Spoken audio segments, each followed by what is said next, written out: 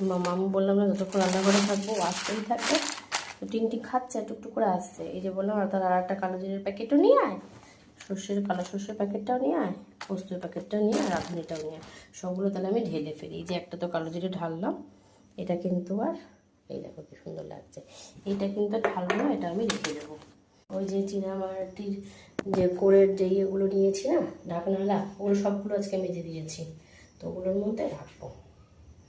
কালকে নাকি ফল হারিনি, হ্যাঁ ফল হারিনি কালীকে পুজো। দেখি গরম মশলা, এটা একটা ফটো আছে, এটা একটা আছে, এটার মধ্যে কি হচ্ছে বলতো, খ্যাটকুল পাতা আস্তে আস্তে ফুটছে। জোরে দিলে না জলটা, আরো জল দিলাম আর একটু, এই বাটিটার 1 বাটি জল দিলাম।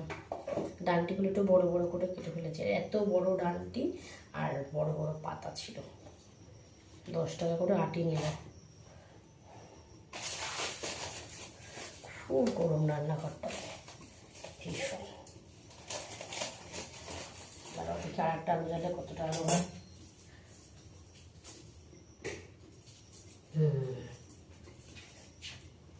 এবার বেশ ভালো ভালো লাগছে। তো চলো বন্ধুগুলো সর্ষেটা বলে নিই। বা সর্ষেটা পুরোটা জেনে গেছে।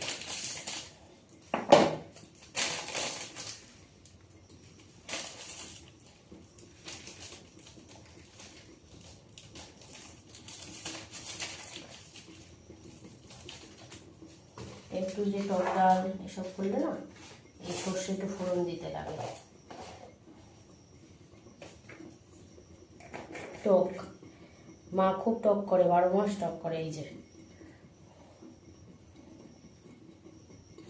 আর মেয়ে ওখান থেকে গিয়ে টক খায় আর বলে আমাকে একটু মা করে দেয় না।